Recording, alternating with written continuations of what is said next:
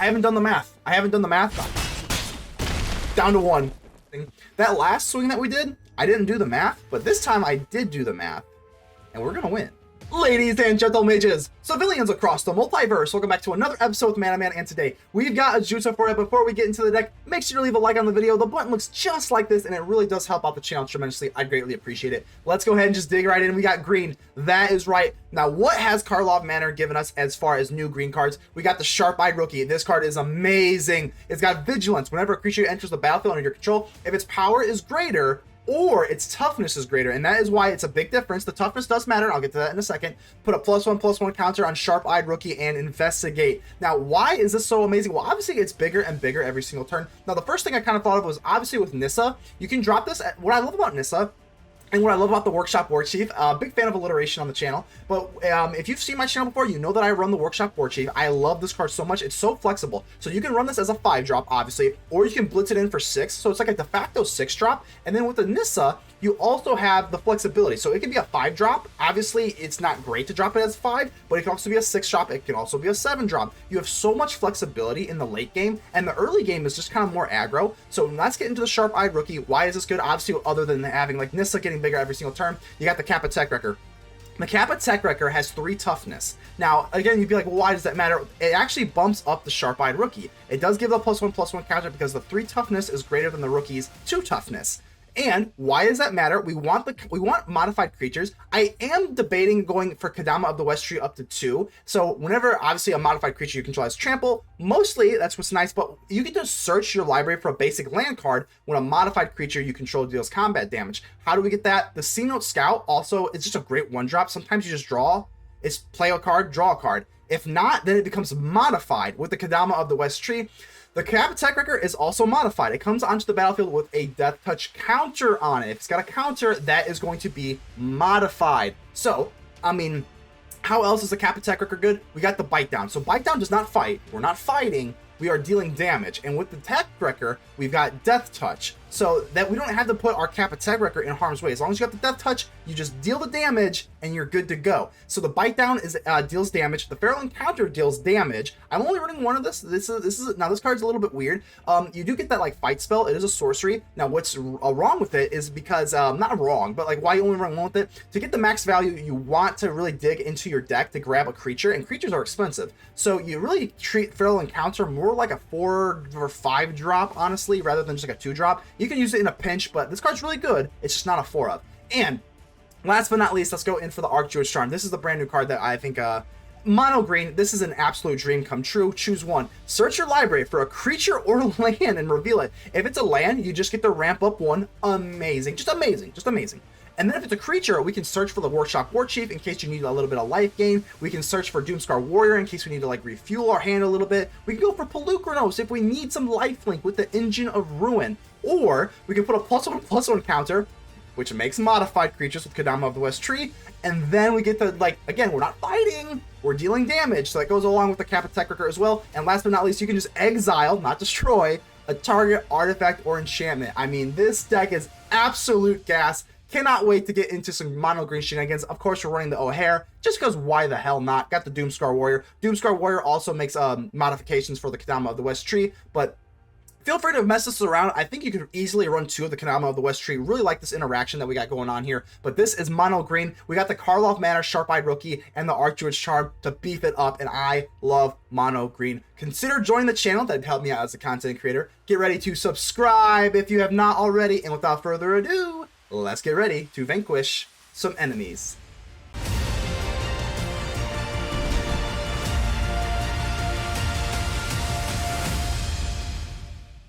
Laxu, how we doing here? This is a pretty gosh darn good hand. We got some new Karlov Manor cards. Got the Sharp-Eyed Rookie and the Archdruid's Charm. I think we're feeling pretty good about this. The Willow Geist. I'm a pretty big fan of the Willow Geist. I definitely have brewed with this plenty of times before, but maybe they got something else going on here with the new cards. But I'm gonna go ahead and put this away. We have a Tail Swipe, and the Archdruid's Charm can also act as a kill spell as well. Insidious Roots. Oh, okay. So here, hold on. This is gonna be a little interesting here. So Insidious Roots, creature tokens, add 1 mana or any color. And whenever 1 or more creature cards leave your graveyard, create a plant and then put a +1/+1. And this is whenever cards leave your grave. Okay, so I think we can kind of This might be a little sketchy. I don't think this really changes the sequence of anything. Plus, we're mono green. I'm going to place down my Sharp-Eyed Rookie before we even swing. Yeah, I know it's not the right sequencing, but we're mono green. We do everything at sorcery speed, right? Alright, Mosswood Dread Knight. Actually, not that big of a deal. What should we do here? What should we do? Maybe I just bite down, because bite down we don't actually have to fight this way. The Archdruid's Charm is actually pretty nice, though. I think maybe we just pass. I know it seems a little bit weak, but the bite down we can do at instant speed. And the Archdruid's Charm, I do want to get into a turn 3 Nissa, depending on what they have here.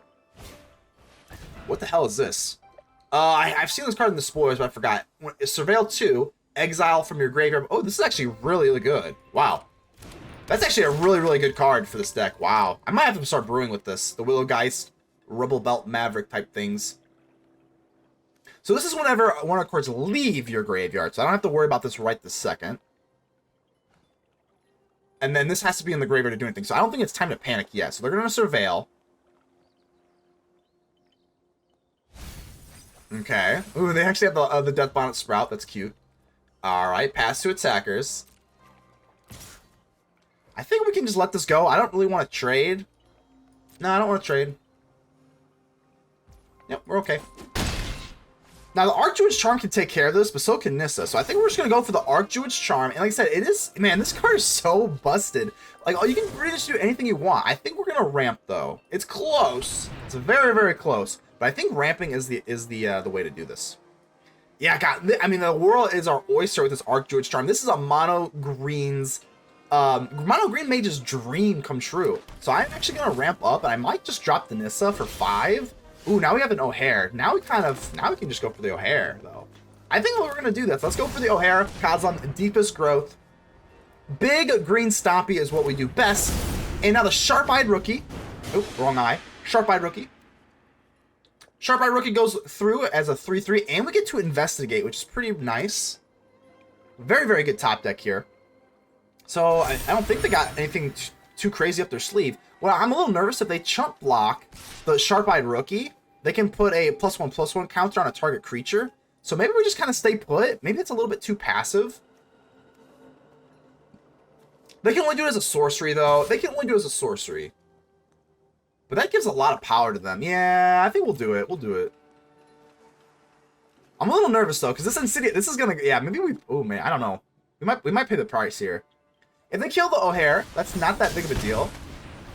I think it's fine. If they kill the Ojer, that actually comes back as a land, and then we can make Nissa even bigger. So it's not really the end of the world. So they are going to Surveil. I like this deck, though. I really do. This is a neat little deck here. This Insidious Root stuff. So let's see if they're going to remove this from the graveyard to get the Willowgeist going. Ooh, Old Rutstein. Okay.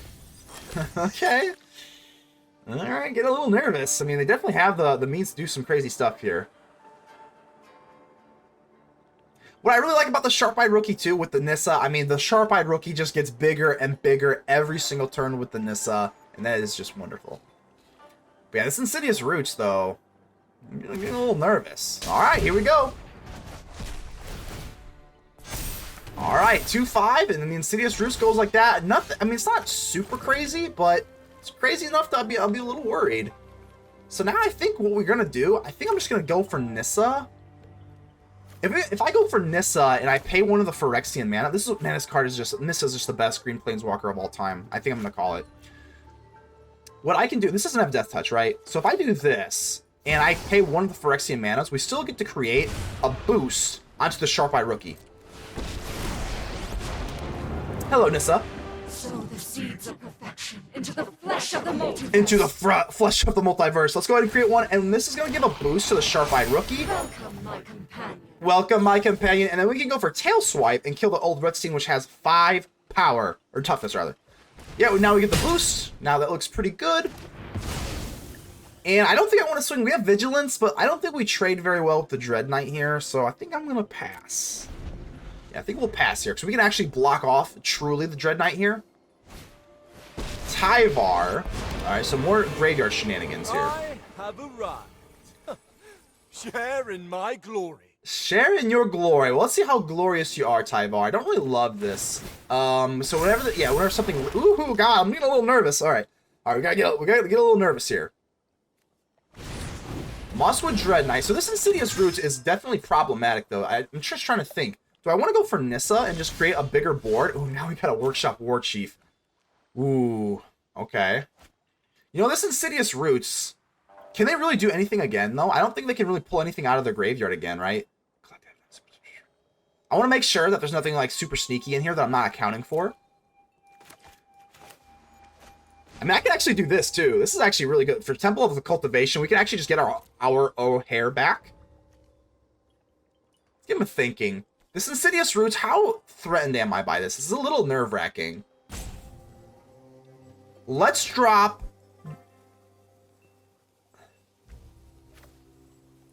I don't think we have to freak out. Let's drop the Workshop Warchief. Let's hold off on the Temple of Cultivation, just because we do have this bite down. Kind of curves out kind of nicely here. And I think we're just going to go for Nissa. That way, we get another sharp-eyed rookie. Yeah, our strength is multiplying for sure. And I think we just might pass. Or maybe I start attacking. I don't know. I think with Nissa, we can... Yeah, I don't know, though. Maybe we just kind of hold off for Nissa as the win condition. Let's just chill. Let's just chill. I don't think we have to get too crazy here. Oh, come on. Oh, come on. With the Death Bonnet Sprout, they top deck into something that can put into their graveyard. So they're going to get another little Insidious Roots Willowgeist action here. Pretty unfortunate, but that's okay. I think the Tyvar can't really do a whole lot until next turn, until they get into a -2. But if we go for Nissa, I think Nissa can just kind of end the game here. All right. Oh, I'm nervous. There's that second wind. Where's that second wind? Don't give me that second wind. We don't want the windy day here. So Death Bonnet Sprout, I think we're still good. I mean, we can still bite down at instant speed here. They're not big enough to where I'm nervous. They put a +1 in each plant. So this is a plant? No, this is not a plant. That's a fungus. That's a fungus, not a plant. As long as they don't get too big, we got the 7/7 that we can bite down on. I think this is the time to do it. I think this is. So this is not lifelink, so it doesn't work that way. I think what we want to do, I guess we'll just hold off. Again, I'm jumping, I'm clawing at the bit here. But I don't think we have to really do anything super crazy. So Rebel Belt Maverick, they're going to Surveil 2. Sure. Surveil. I think we're actually kind of okay here. How much damage are we actually putting on the board? I mean, it's a shit ton. Alright. They can't attack, obviously. It's really silly. I think we're just going to bite down here. And I don't think it really matters. They give us a good game. I think we're going to take it. Let's go. The Sharp-Eyed Rookie in their debut. Pajota, how we doing here? This looks a little okay. 2 lands is a little rough, but I don't know. We'll be okay. We got the Sharp-Eyed Rookie. We can fight. Let's see what we got going on. Ooh, the Cenote Scout is actually pretty good. Let's see if we can get a free land for our exploring troubles. All right, so we're up to 3 land. Man, this Cenote Scout, you don't even have to run this. Like, this card is so freaking good, man. All right, so we're going against Consider. Whenever I see a Consider and these Azorius controller colors, I'm assuming... Okay, well, maybe I was wrong. I was kind of assuming it was going to be like the Monastery Swift Monk thing. I kind of forgot what it's called offhand. And the Haughty Djinn type of deck, where they reanimate their stuff. So, I don't know. Maybe it is. Maybe it's not. I don't know. We'll see. I guess we'll go in for the Sharp-Eyed Rookie. I guess maybe I should have attacked, or yeah, I should have attacked first, just to see if we could get some free damage in. But it is what it is. It's all right. We can live with that. Got a little bit too. I'm just so excited to play the Sharp-Eyed Rookie. This card is really, I mean, it's really good. It's just so mono green. I absolutely love it. So draw 2 cards, discard a card unless you attack, and they did not attack. So okay, got the Haughty Djinn. So this is going to be the Haughty Djinn nonsense here. So I think we're actually okay. What I'm going to do is I'm going to drop the Kappa Tech-Wrecker. Because, look at this. The Kappa Tech-Wrecker is so synergetic with our deck. We do get the Sharp-Eyed Rookie to go through. And I don't think I really want to Tail Swipe, though. I don't think I want to Tail Swipe. I think I have to hold this for the Haughty Djinn kind of nonsense. Yeah, let's not Tail Swipe. I'm swinging in. They're going to bounce off that, which is fine. And, man, yeah, I think we'll hold up this Tail Swipe. If they play anything super crazy, obviously, no one ever expects things at instant speed from Mono Green. Recommission. Okay. So there is a 4/5. We do have Death Touch on the Kappa Tech-Wrecker, though. So there is that. Now, what I want to do, we have to make sure that we can get rid of this Haughty Djinn, which is kind of nerve-wracking. So I think when I go for the Haughty, or I go for Tail Swipe, I could do it now, but they most likely have some sort of backup plan. So this is actually really good. We got 2 Tail Swipes and a Bite Down, which is amazing. Let's do this. Let's go for Tail Swipe. I'm assuming they have some sort of instant things, but so do we. They don't know that. They think they're so cool playing Azorius colors, and they don't think that Mono Green has some instant tricks up their sleeves. They've got another thing coming. March of Swirling Mist. No. Let's go actually for Bite Down. This one we actually don't lose the Kappa Tech-Wrecker. So actually, let's do this. So we're just dealing damage. We did that so systematically and so amazingly. I'm really proud of what we just did there. I'm going to keep this Tail Swipe. All right, let's do this. Swing.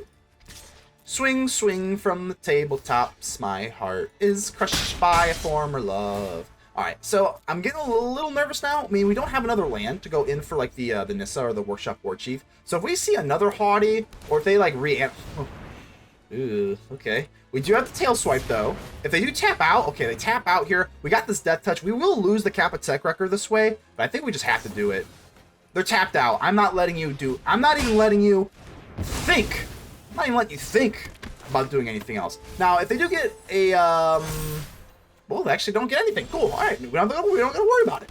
All right, I think I'm gonna have to just drop the Nissa. I know that with Nissa, we do cut the Nissa a little bit short, but with the Sharp-Eyed Rookie, this goes so well, and we can actually haste this into. So I think we're just gonna do this now. Nissa, come forth, my beautiful, beautiful Planeswalker. And now the Sharp-Eyed Rookie goes up to 4.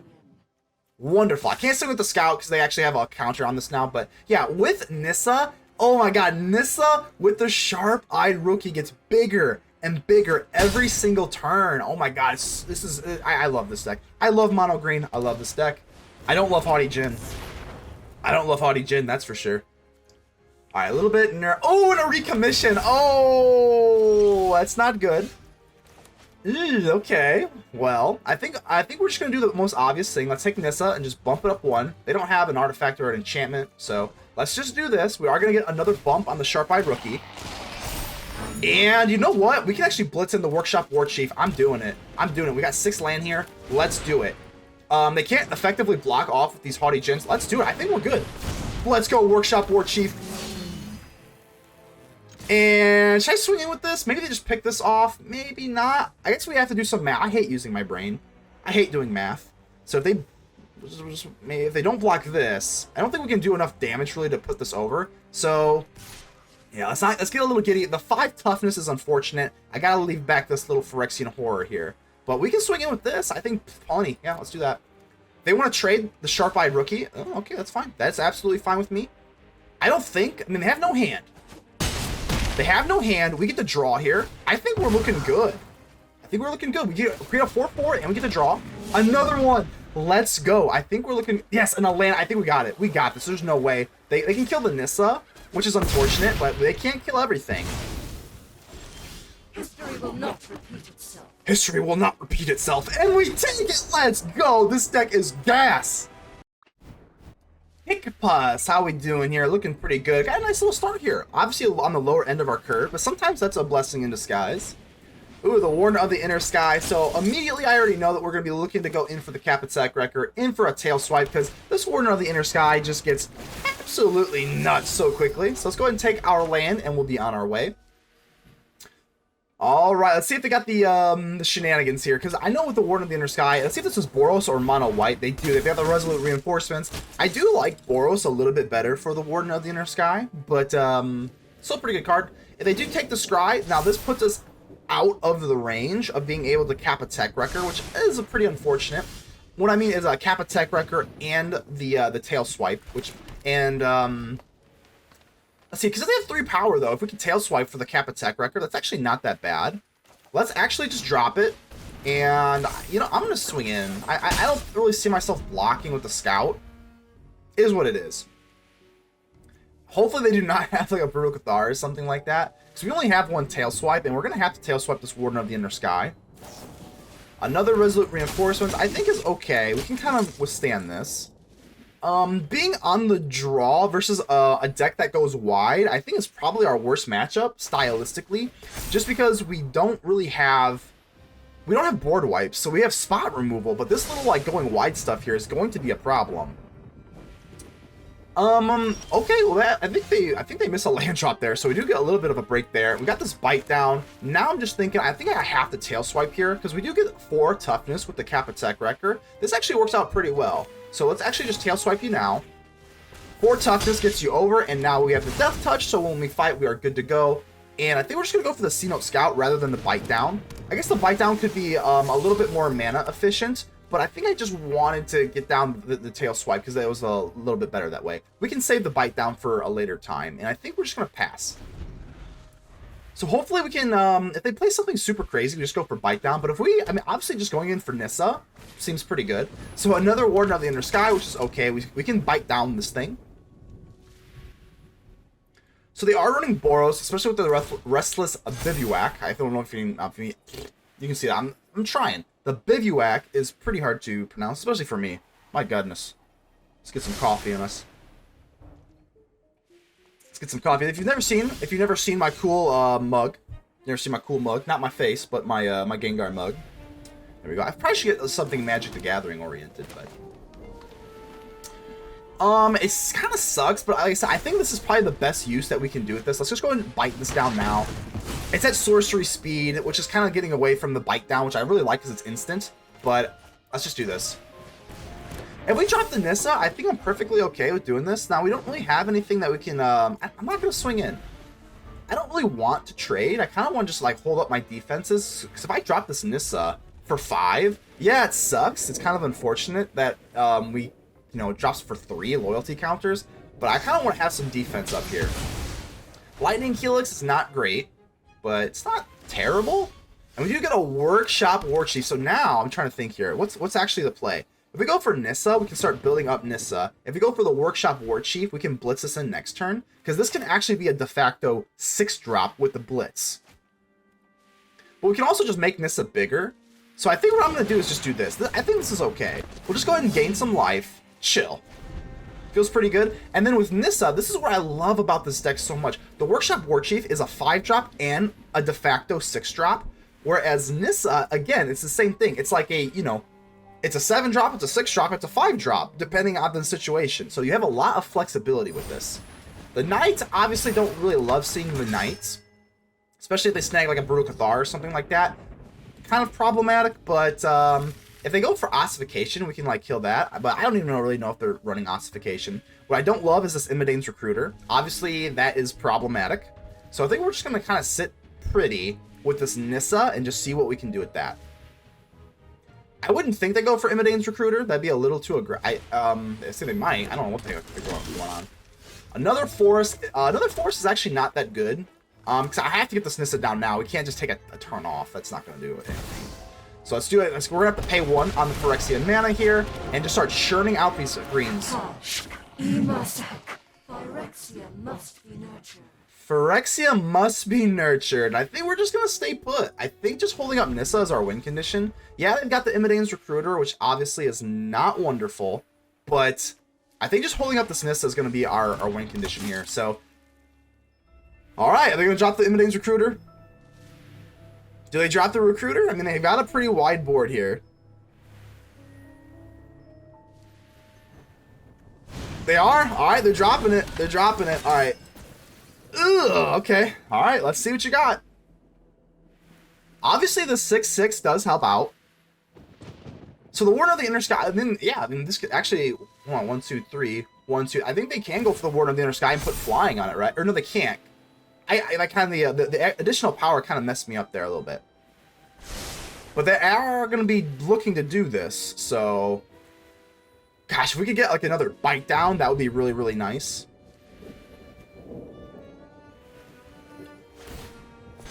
Okay, so they're tapped out, so they can't do it this turn, but they can do it next turn, and then they can fly over and kill the Nissa, so that is going to be a problem.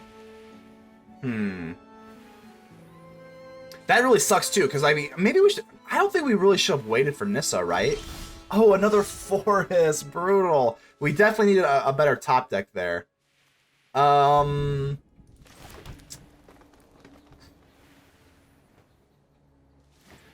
Obviously, Nissa's -7 is like a huge win condition, but this Warden of the Inner Sky, 1, 2, 3, 1, 2, 3. The Warden of the Inner Sky is just going to be able to fly over our stuff here, which is really, really problematic.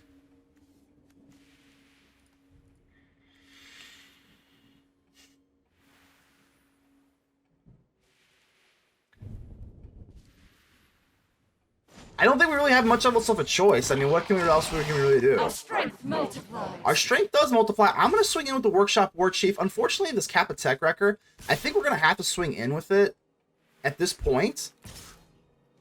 I think this is kind of an opening here. Dang, this really sucks, though, because they have all these 1/1s that they're eventually going to be able to block us off at.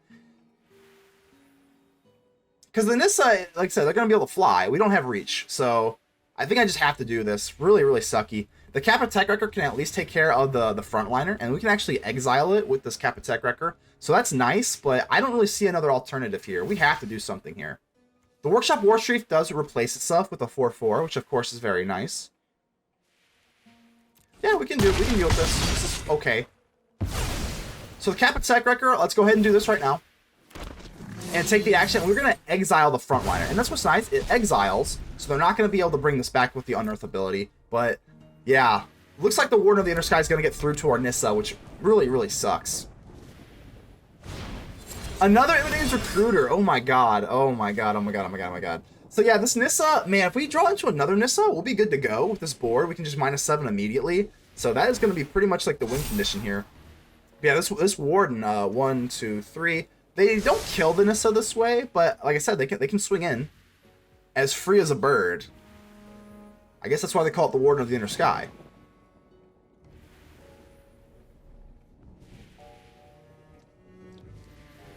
I mean, gotta be a little careful though. I mean, they're tapping out a lot. Like, I mean, they've got 14 life. I do have a relatively big board, so they do have to be a little careful here. So they don't actually kill the Nissa as well. So this is nice. I think they're tapped out here. I don't think they did anything else. But now they got this Imidane's Recruiter. But now they have this Imidane's Recruiter here. I'm trying to think. Is there anything we can really do? This is not an enchantment, so I actually can't push for game here either. What I need to do is go for the Workshop Warchief, and we can blitz this in. How much damage is this actually? They might have to lose their Warden of the Inner Sky if we blitz this in. I haven't even really done the math, but I don't think we have another choice. There's quite literally no other choice. So let's go in, Workshop Warchief, and this is going to be a blitz, and I have to swing it all in.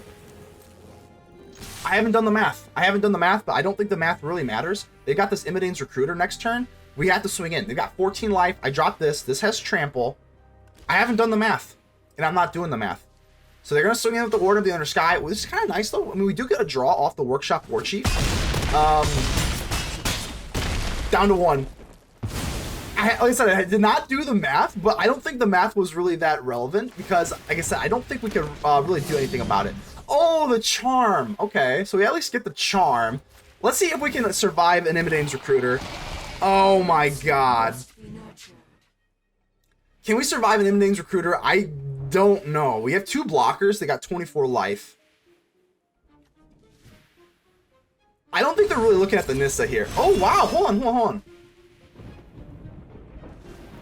Okay, so they didn't go for the Imidane's Recruiter. They just opted to build the board. I mean, we do have the Archdruid's Charm. Kill the Nissa. Okay. I failed you, Phyrexia. I mean, we have the Archdruid's Charm. We can choose one. How many creatures? Well, they're tapping. Why are you tapping? Hold on. Why are you tapping? My friend, you have 1 life. You have 1 life, my friend. Do you have another land? No, they don't. Okay, another force. It really is annoying. But the Archdruid's Charm, hold on. 1, 2, 3, 4, 5, 6. 1, 2, 3, 4, 5, 6, 7, 8. This is, like, you don't even have enough to block me. No lifelink, right? I just want to make double sure. No lifelink, no nothing. 1 life. I think, yeah, they give us a good game. This game is over. We survive. I can't believe it. But I guess we can probably just go for the Archdruid's Charm here. Let's do this, and let's actually... Yeah, let's just do it. It doesn't even really matter. We can search for a creature and put a Workshop Warchief on the battlefield. You know, let's actually do that. I am a big fan of the Workshop Warchief. Let's go ahead and give an ode. The Workshop Warchief has become a really good friend of mine. So let's go for this and blitz it in, gain a little bit of life, and swing all in, and we are going to take this game. That was absolutely amazing. I love the Archdruid's Charm. It didn't really come into huge play this game. We could have actually just killed the Warden of the Inner Sky with it, or we could have just searched for our little friend Workshop Warchief. But nevertheless, I think this is still pretty good for style points. We survive, we get the Nissa. This was a very, very good win versus a very, very good deck. So even the Innodane's Recruiter, we survived. They're gonna go ahead and block this out, but only 1 life left. We are gonna take this. Feels absolutely amazing. That last swing that we did, I didn't do the math, but this time I did do the math, and we're gonna win. Okay, so we're good there. Yeah, let's go. Ba-bang, ba-boom, no lifelink. We are good to go. Good game, Pickfist. Thank you for being a good sport, and good night. Crunch Rat, not Rap, Rat Supreme. How you doing here? All right, so we got all of our removal, but no creatures. I think I'm gonna have to mulligan this away. Unfortunately, got the charm, love the charm, but I think this is a mulligan. So this is a little bit better by default. Let's go ahead and keep this. And it pains me to do this, but I think we're gonna have to put away the Workshop Warchief. Only 2 lands in our hand. Oh, the Warchief's my best buddy. I don't love it, but it is what it is. All right, let's go for the Cenote Scout. See if we can find into another land here. Polukranos. I think we're gonna have to put it away. We only have 2 lands here, and we're on a mulligan, so we're just gonna have to be a little picky here. All right, what are we playing against? This, I mean, I've been seeing so many cards that I have not really, or sleeves rather, that I've never seen these before on the shop, on the anything. So a little jealous. What's going on here? All right, what I'm not jealous about is this Kappa Tech-Wrecker. We can go ahead and play down the Kappa Tech-Wrecker. This thing is so versatile, though. With the Sharp-Eyed Rookie, obviously it's the power or toughness, so we can sneak this Kappa Tech-Wrecker in here.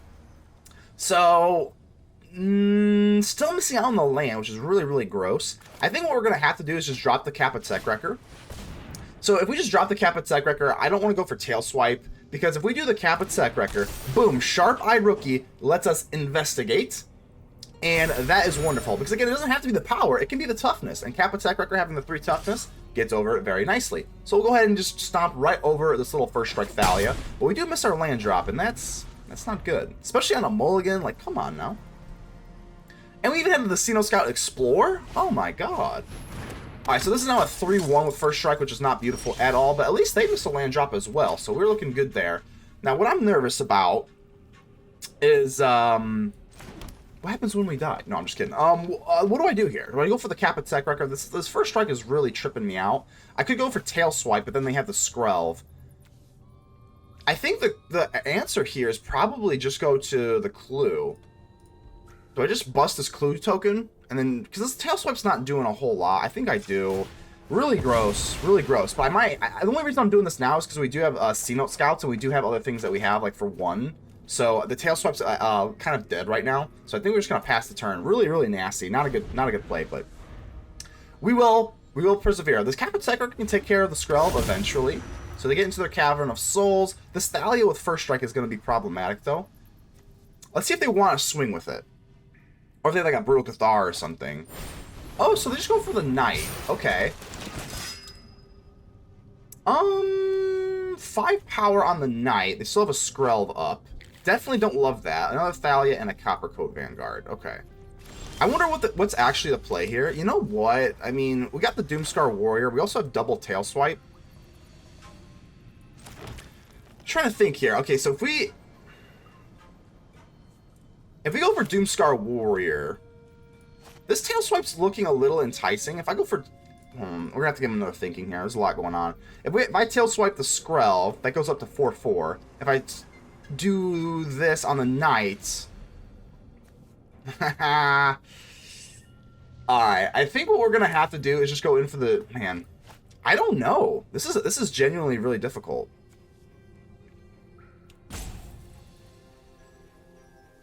Let's swing in with the Kappa Tech-Wrecker. If they want to trade with the Knight Errant, I think we can live with that. They might just let this go.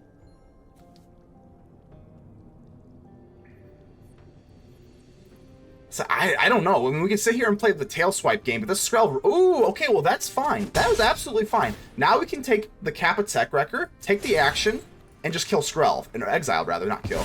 Yeah, that works out for me pretty well. And now we've got pretty much free reign to kill stuff. It feels pretty good. Now I can tail swipe on the Coppercoat Vanguard.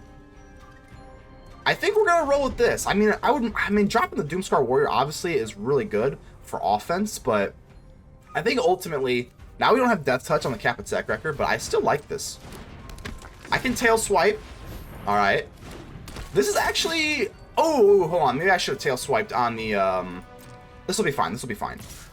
So they're only swinging with a 6-4 anyway, so even the tail swipe's not looking that great anyway. Yeah, I definitely should have tail swiped before they went for the Coppercoat Vanguard. That's definitely an oopsie on my part. I think we're just going to have to take this.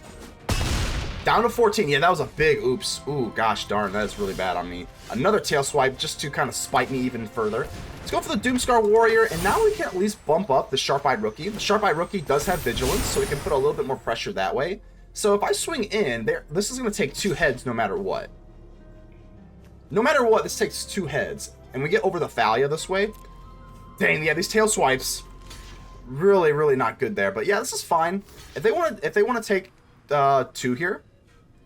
Yeah, we get over this, and we're still going to deal 2 damage. I think we can live with this. We do get the Doomskar Warrior type of ability, too. So up to 12, and now we get a land. Yeah, this is fine. I definitely would like a land here. So now we get to do this, and we've got another tail swipe. Okay, this is fine.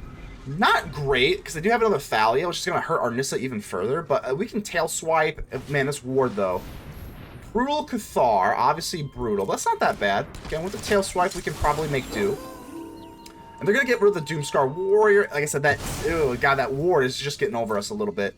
And because they have 2 Coppercoat Vanguards, we can't even do the 1. But really paying for that misplay there. I think I have to take this. I think I do. It's not sexy by any stretch of the imagination, but I think I just have to take this. Now I got to make a decision. I mean... I don't have the luxury of Vigilance anymore, but I think just dropping the Nissa is going to be how we have to play this out. I think we're just going to have to do this. We're going to have to pay 1. Or do we hold up the tail swipe is not good with the ward, so I think we're just going to have to do this. We only have 6, so we're going to pay the Phyrexian mana 1 time, and then just start busting this out. Our strength multiplies. Our strength multiplies. I think we need a little bit more strength. But if they don't have another Brutal Cathar, this Phyrexian Horde, this thing's going to be pretty difficult to deal with. And then we've got 3 tail swipes, where hopefully we can start making something. Oh! Ossification. I mean, I don't really ever plan ossification. Damn, that is brutal. That is, oh man. I like to say, I'm always prepared for the Brutal Cathar, but the ossifications on mono white usually take me off guard. Usually when they are running like the Convoke stuff, it's mostly just like creature stuff. But nevertheless, I mean, now we got a little bit more tail swipe action going. I think we're going to have to tail swipe here. So let's just do this on the Brutal Cathar, and yes, I will gladly pay this.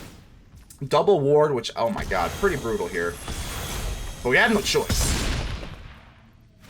Alright, so this is up to 3.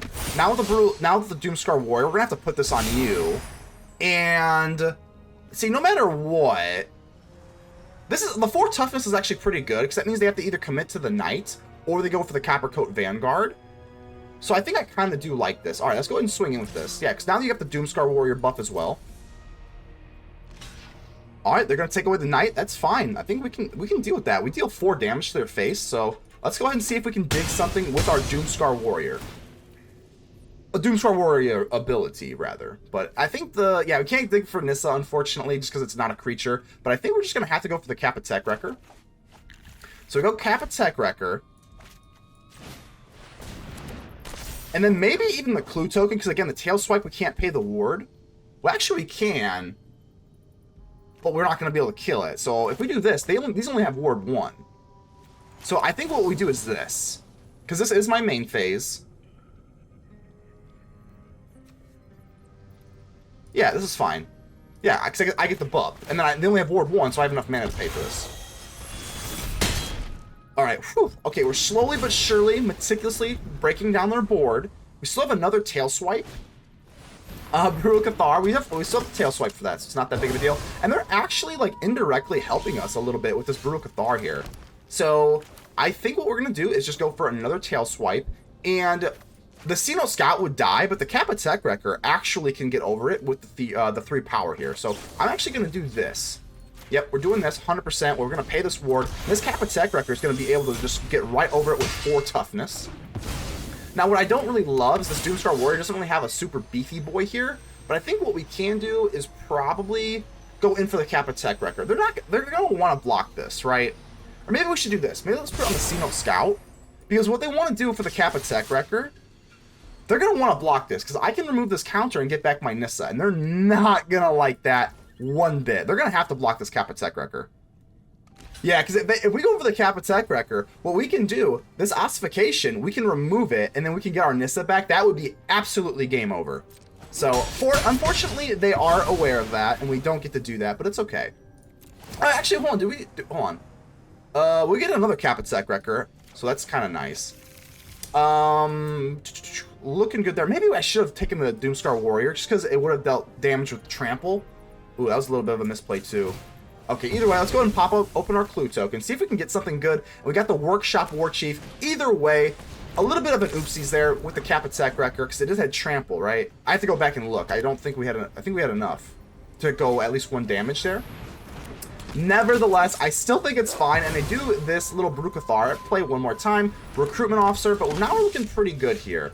Another Forest. I think if we blitz in the Workshop Warchief, this puts a lot of pressure on them. So let's go ahead and do this, and we also gain a little bit of life this way as well. Workshop Warchief, big fan of alliteration on the channel. And now I'm going to swing off. Let's swing off. If they don't block the Kappa, they have to block this Kappa Tech-Wrecker for the same reasons. They don't, and that's going to be game over. Not only does this have Trample, but the Kappa Tech-Wrecker would be able to give us our Nissa back. Yeah, so even though a little sloppy, I think we still managed to get through it. Good game.